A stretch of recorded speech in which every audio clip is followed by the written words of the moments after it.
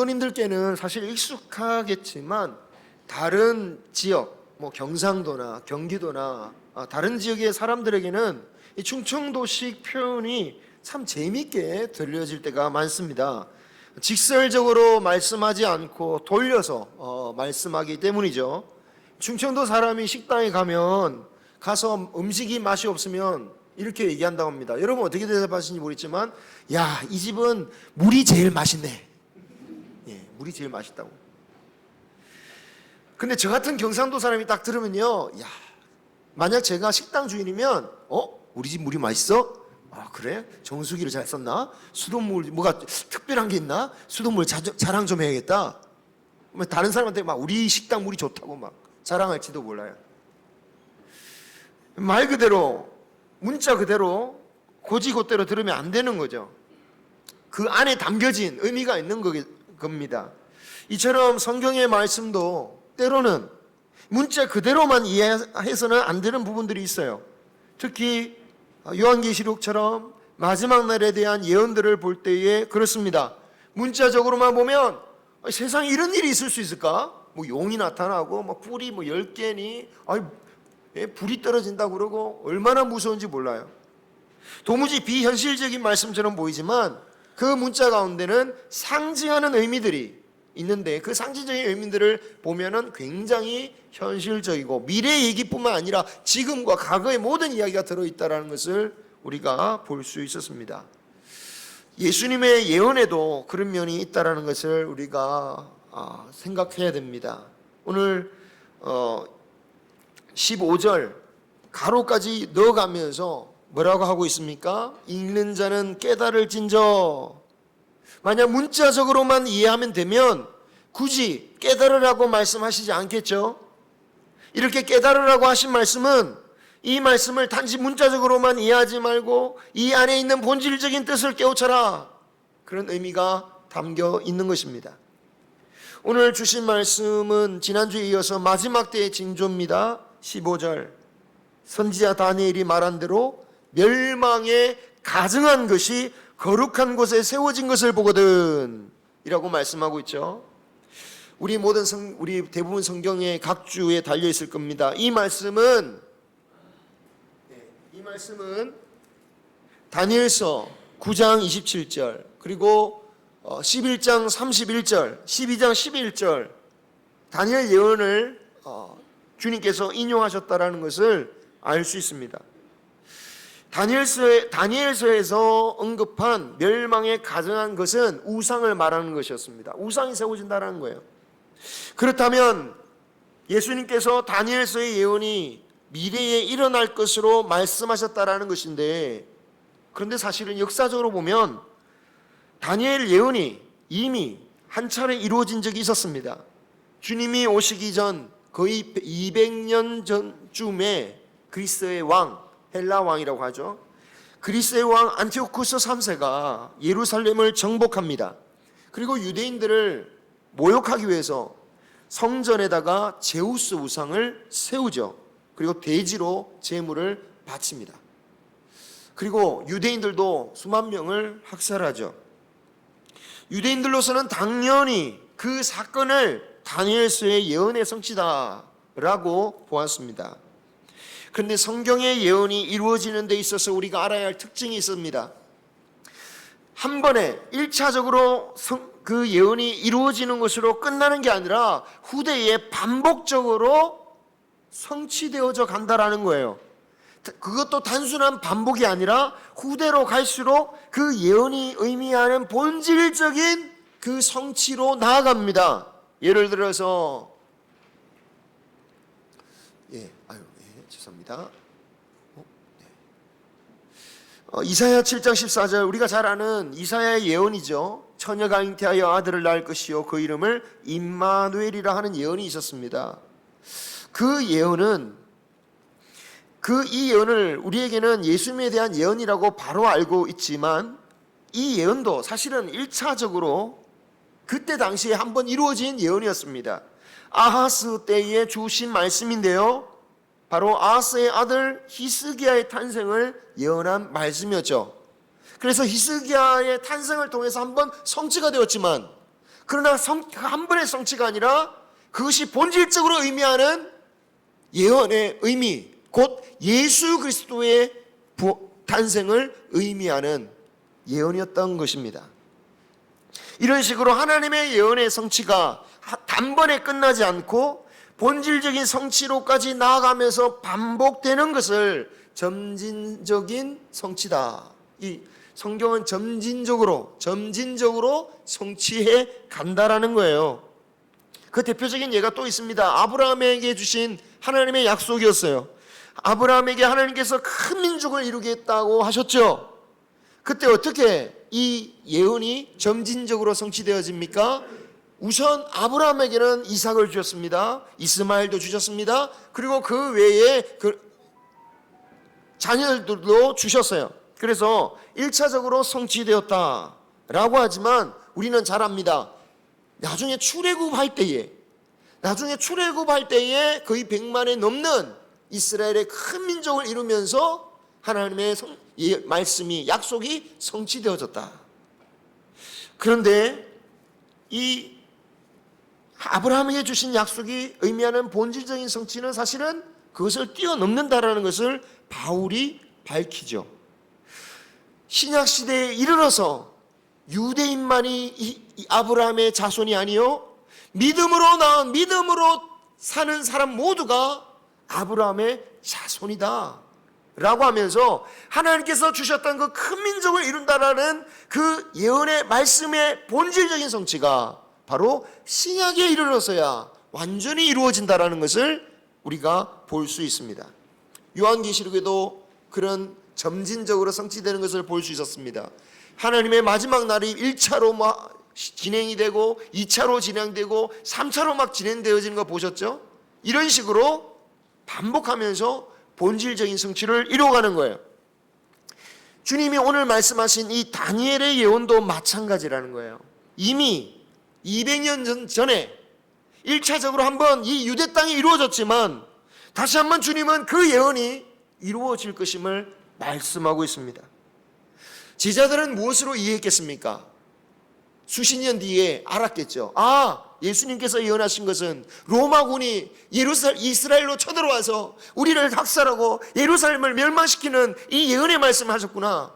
아마 제자들로서는 예루살렘의 멸망 정도를 이해했을 것입니다. 하지만 여러분, 이 말씀이 만약 예루살렘의 멸망만을 가리킨다면 우리에게는 과거의 이야기가 되죠. 그런데 사실은 이 주님의 말씀의 예언의 본질적인 성취는 언제 이루어집니까? 주님이 재림하시면서 심판하시는 그날에 완전히 이 예언이 성취가 되는 거예요. 이 말은 이런 예수님의 재앙, 오늘 주님께서 이스라엘 백성들에게 예언하시는 그 재앙과 같은 반복적인 성취가 계속해서 반복적으로 일어날 것이다라는 거예요. 예루살렘의 멸망뿐만 아니라 그 이후에 있을 예수님이 재림하시는 그날까지 이 땅에 이런 주님이 말씀하시는 재앙들이 반복적으로 일어난다라는 거예요. 그 말은 곧 거룩한 곳에 멸망에 가증한 것이 서 있는 모습도 반복해서 일어날 것이다라는 거예요. 아마 다양한 모습으로 시대별로 다른 모습이겠지만 멸망에 가증한 것이 거룩한 곳에 서 있는 그 일이 벌어지는 겁니다. 하지만 아무리 다른 형태, 다른 양상으로 나타난다 할지라도 본질은 같죠. 우상이다라는 거예요. 우상이 거룩한 곳에 서 있다라는 겁니다. 어떤 모양이든지 하나님과 그의 말씀의 자리를 대신 차지하고 있는 것, 그것이 우상이라는 거죠.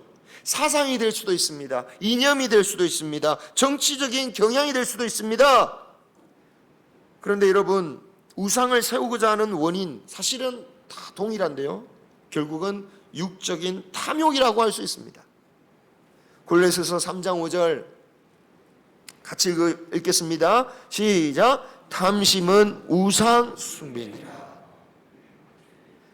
사실 인간의 탐욕의 문제는 지금만의 문제가 아니라 늘 교회를 따라다녔던 가장 큰 문제였죠. 예수님 시대도 마찬가지였습니다. 그런 점으로 보면 주님께서 말씀하신 과연 그 거룩한 땅의 멸망에 가증한 것이 무엇이냐? 과연 유대 밖에서 오는 세력만을 의미하는 것인가? 그것이 아니겠다라는 생각이 제가 말씀을 보면서 드는 거예요.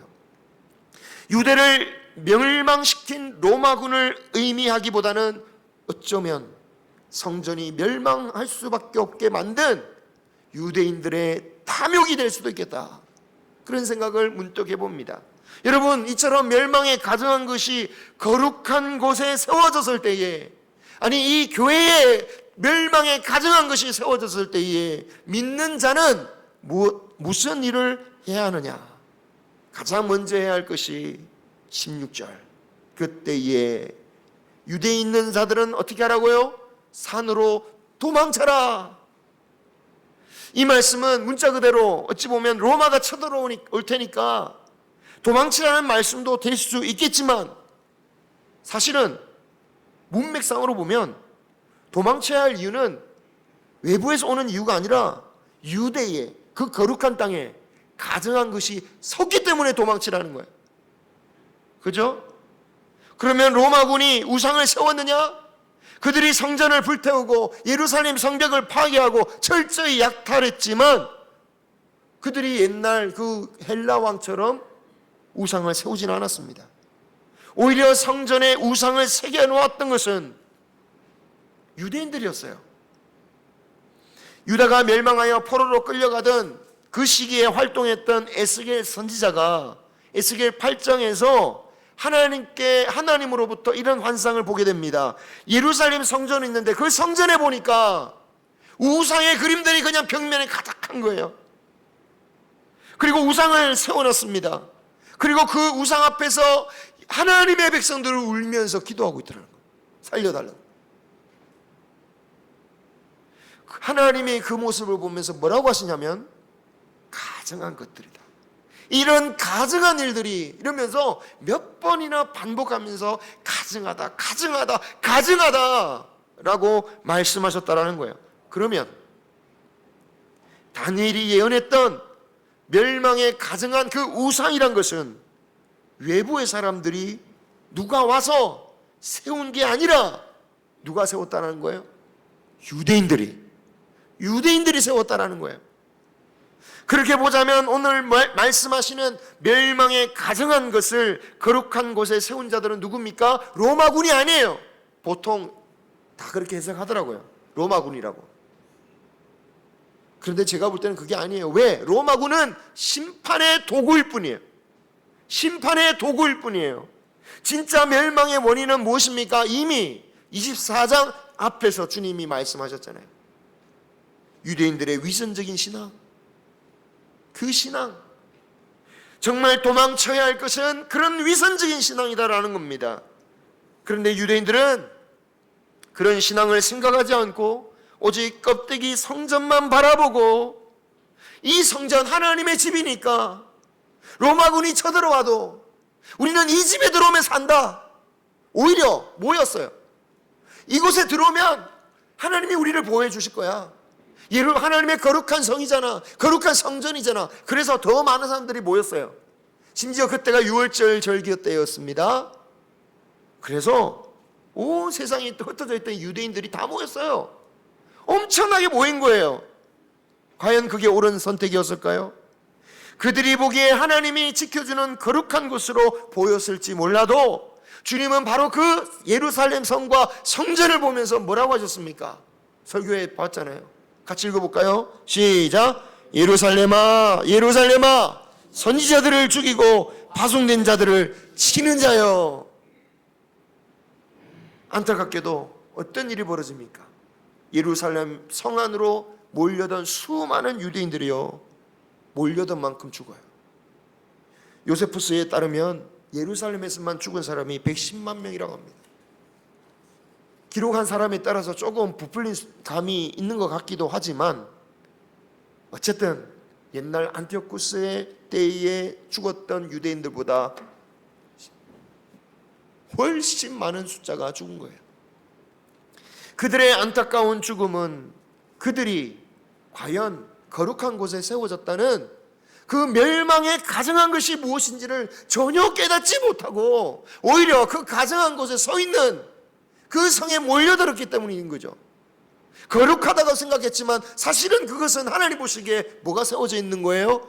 멸망에 가증한 것이 서 있는데 여기가 하나님의 성이라고 막 몰려든 거예요. 그래서 우리에게 중요한 것이 무엇입니까? 우리 안에 멸망에 가증한 것이 혹시나 서 있지는 않은지. 그렇죠? 하나님이 심판하실 수밖에 없었던 그 멸망에 가증한 것이 거룩한 곳, 곧 교회, 우리의 가정, 우리의 기업 가운데 서 있지는 않은지 우리는 그것을 판단해야 됩니다. 그것을 발견할 때 어떻게 하라고 하십니까? 속히 떠나라고 하시는 거예요. 17절, 제가 읽지 않았지만 17절, 18절에 이렇게 표현합니다. 그때에 지붕 위에 있는 자는 집 안에 있는 물건 가지려고 내려가지 말고, 밭에 있는 자는 겉옷을 가지려고 뒤로 돌아가지 말고 그냥 있는 그 자리에서 도망쳐라. 한시가 급하다. 여러분, 왜 그렇게 하라는 것입니까? 마치 옛날 소돔 땅의 롯의 가족들에게 돌아보지 말고 도망치라고 하셨던 것처럼 미련을 두지 말고 급히 도망치라는 말씀입니다.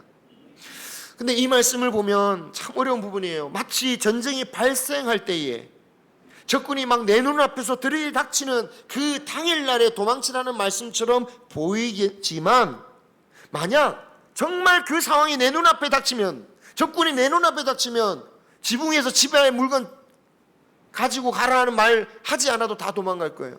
아니, 옷이 벌거벗어도 도망칠 거예요. 목욕탕에서 살려면 어떻게 해야 돼요? 벌거벗으라도 도망쳐야 되잖아요. 그리고 실상 만약 눈앞에 닥쳤다면 도망치기에는 너무 늦은 시간인지도 모르겠습니다. 저는 아브라함의 조카 룻에게 소돔 땅에 재앙이 내리기 전에,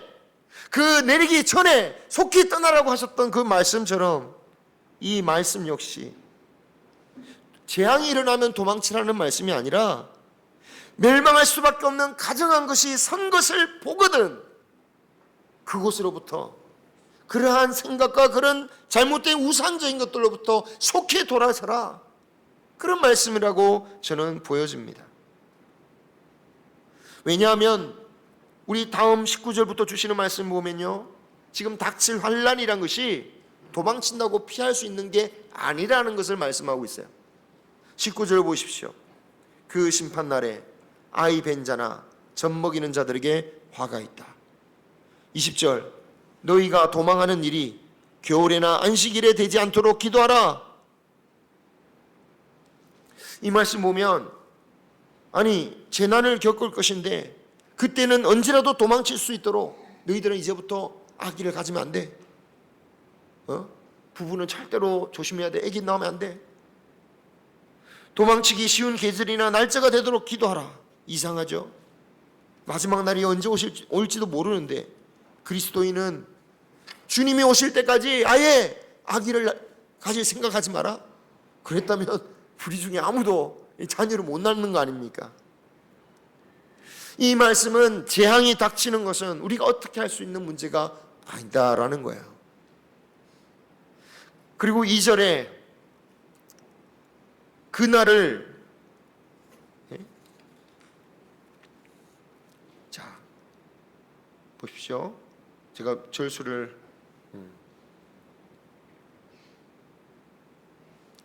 그리고 22절이죠. 22절에 그날을 줄여주시지 않으면 구원을 얻을 육체가 없기 때문에 택하신 자들을 위하여 그날들을 줄여주신다. 이 말씀이 뭡니까? 결국 믿는 자도 환난 가운데, 이런 환난을 계속 겪다 보면 다 죽을 수밖에 없으니까 줄여주시겠다라는 거예요. 누구를 위해서? 택한 자들을 위해서. 왜 그날 이런 일을 하십니까? 왜 준비가 안 됩니까? 왜 이런 환난 가운데 모두가 있게 될 것입니까? 왜냐하면 그날은 지붕에 올라가고 또 어떤 이들은 밭에 갈 만큼 사실은 다른 때와 다름이 없는 일상적인 날이기 때문에 그렇습니다. 이런 일들이 언제 일어나냐?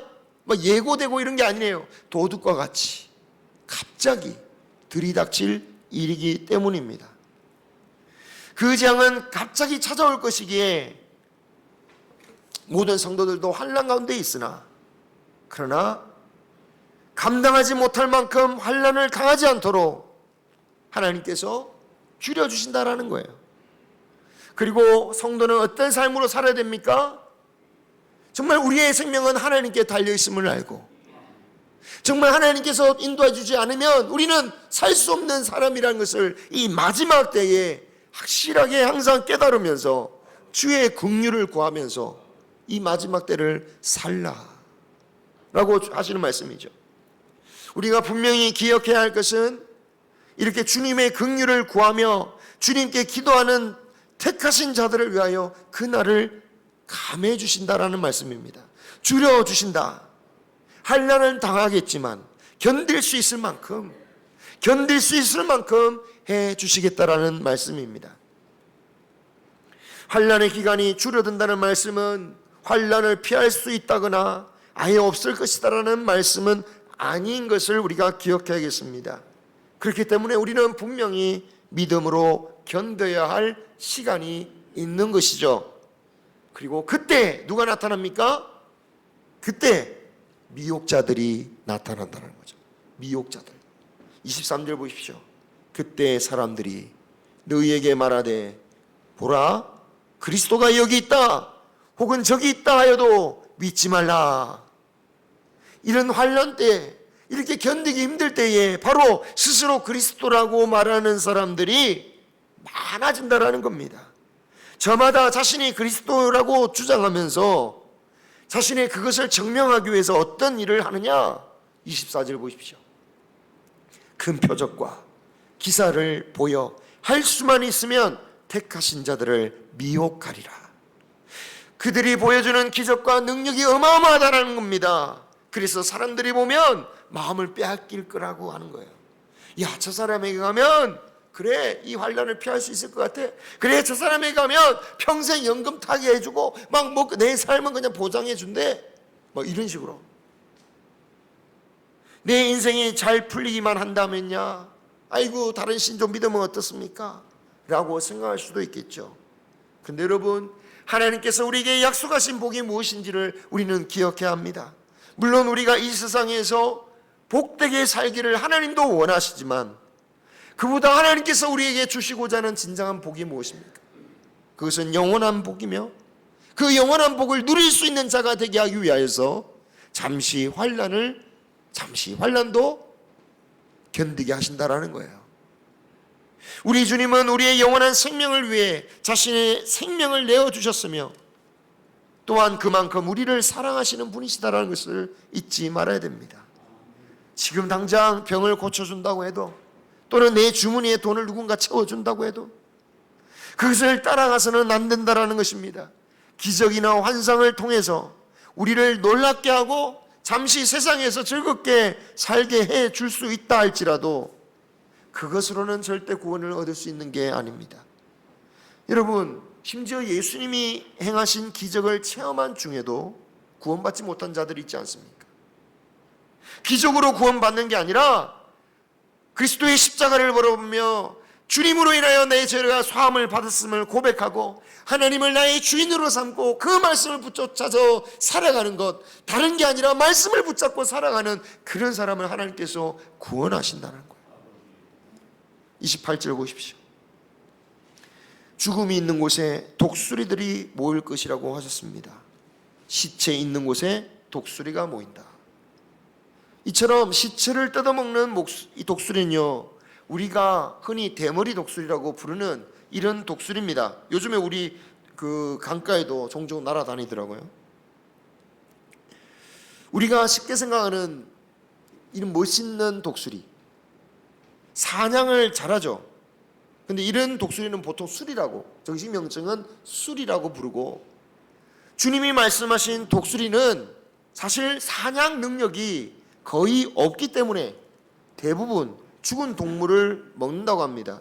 아니면 살아있더라도 거의 죽어가는 동물만 사냥한다고 해요. 기다리고 있어요. 그것도 공격 안 해요. 기다리고 있어요.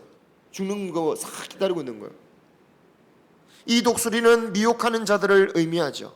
누구를 미혹하는 겁니까? 죽은 시체 또는 죽어가기 직전의 동물, 즉 영적으로 죽은 사람 아니면 영적으로 다 죽어가는 사람, 그 사람을 쳐다보고 있는 거예요.